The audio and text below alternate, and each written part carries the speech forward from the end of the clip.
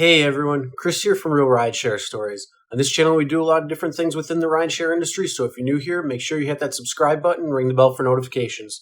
But before we get started, if you have a crazy Uber or Lyft experience, whether you're a passenger or a driver, record it, send it my way, and maybe we could feature you on the channel. So you might notice I'm in a much different spot in a hotel room.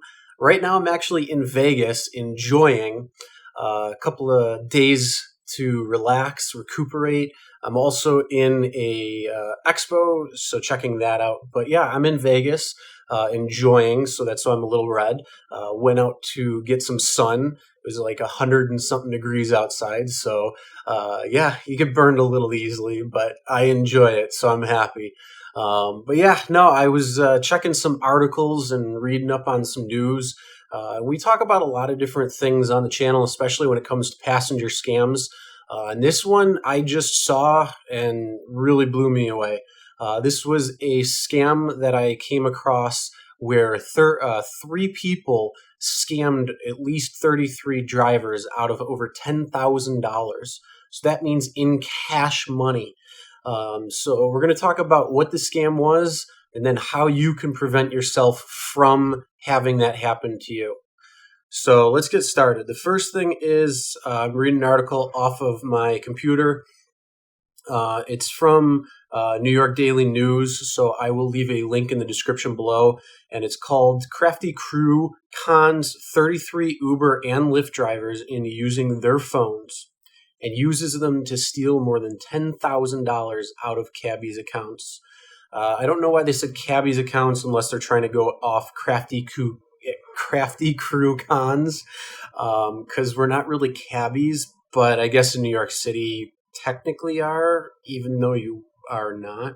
I don't know. But yeah, no, this was a trio of brainy young thieves tricked more than 24 Uber and Lyft drivers into turning over their own phones, allowing them to transfer more than $10,000 out of drivers' accounts. Or cabbies' accounts, police said Tuesday.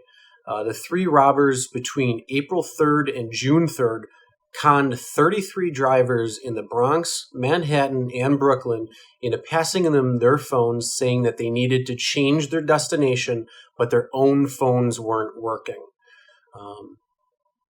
And the thieves accessed the drivers' rideshare accounts and transferred funds to accounts they controlled.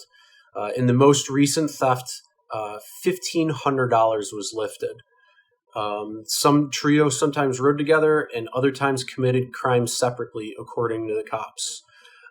There's a little bit more that goes on in this article, but yeah, you kind of got the gist of it. So what it was three people who either would order Lyft or Uber rides, whether it's them driving together, them driving separately, or whatever it might be. So the scam that set up was they said, hey, we needed to change our destination. This isn't the right spot. Let's go to a different spot. My phone's dead. Can I use your phone to change the location? Because as a driver, yes, you can change the location of your passengers' pickup or drop-off point. Well, not pickup, but drop-off points. So they can actually adjust it. The easiest thing I'm going to say, though, is never, ever give a passenger your phone. And if you have to get out of your car, say to get gas on a long ride or something like that, make sure that you lock and shut your phone off or take it with you when you have to get gas or something. If there's anybody in your vehicle at any point, do not give them any sort of access to your phone because things like this can happen. So what they were doing was they were getting the phone by saying that their phone, that the passenger's phone was dead and that they needed to change their destination and change it through the driver's phone. When they would get the driver's phone, they would then cash out on Uber or Lyft accounts and take that money and transfer it into accounts that the passengers had. So everything that was in their accounts before that, so they just said that the last one that they had was $1,500. So that driver had given out $1,500 worth of rides that they were able to collect on, but the passenger took their phone and took that money and cashed it out into the passenger's account. So that is not just scamming people for a reduced or free ride, but that's actually scamming drivers out of their money and their hard-earned money at that, especially with dealing with other passengers, driving, the miles we put on the cars, all of those things. So this is something that you really, really want to watch out for. Moral of the story is never, ever, ever give your phone to anybody that you don't know. And if for some reason that you have to change the location of the drop-off point or whatever it might be, you do it through the app if you have to. If their phone is actually dead, give them a phone charger. They can't do it then at that point. That's why I do always have an extra phone charger on hand just in case for that reason. I do have one that has multiple heads, so you can put into an iPhone or very common Samsung phones. So it has the USB and the Lightning charger on it, and you just gotta figure out what one it needs, because obviously an iPhone is an iPhone and a Samsung or the other USB chargers have it. But yeah, that way if they do have a dead phone, they don't have it for much longer because, hey, guess what? They can charge their phone. Then that way they can change it in the app themselves if you feel more comfortable for a passenger doing that, which is the best way to go. Just in case anything happens, you can make sure you have something in your own protections that says that the driver was the one, that the passenger was the one who changed the drop-off location versus the driver itself. So if there's any issue there.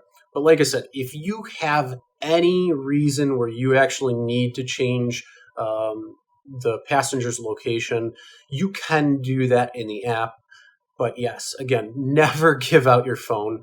And again, like I said, if you are pulled over getting gas, which you really shouldn't be, but I know, yes, if you take a long ride, longer than you expected or something, and you need to get gas, at that point, sometimes you got to pull over, whatever it might be. If you got to pull over for some reason, make sure your phone is shut off so it's not unlocked. And if your phone is unlocked, where you can just open your phone up and there you are, you're in the home screen, make sure you put a passcode in or something that prevents other people from getting into your phone. So it protects your data, it protects your value, and it protects your money especially.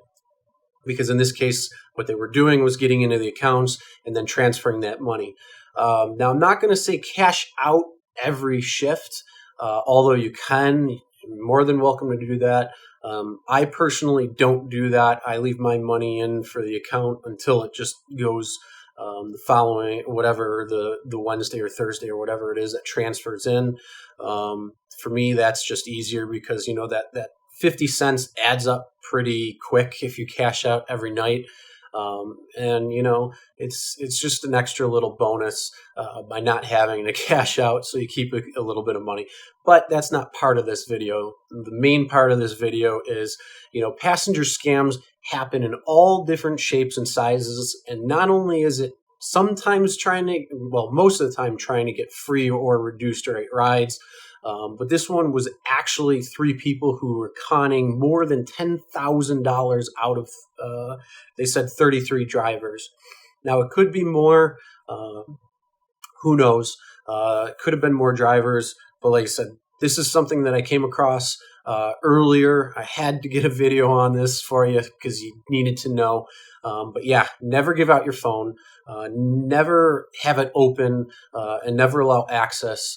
Always keep your phone on you at any time throughout the ride. Never give it to a passenger for any reason. And also just be aware of everything. Always stay in control. And, maybe carry that extra phone charger if you don't have it already. And like I said, you can get multi-head ones where it could be iPhone or Samsung or very common USB ones. So make sure you have that just in case something like this happens. But be smart, be safe, and stay in control. Now, with that being said, that's the end of today's video. Hope you guys enjoyed. I know I am. Vegas is great, so I can't complain. Maybe you'll see rideshare driver Joe tomorrow, since it's Thursday. And I don't even know what day it is. That's how nice it is. Is today Tuesday or Wednesday? I don't know. But whenever Thursday is, you'll see rideshare driver Joe in Vegas enjoying. So enjoy, guys. Have a good rest of the day. And again, be smart out there, be safe. And as always, never drink and drive. Always tip your drivers, and we'll see you next time.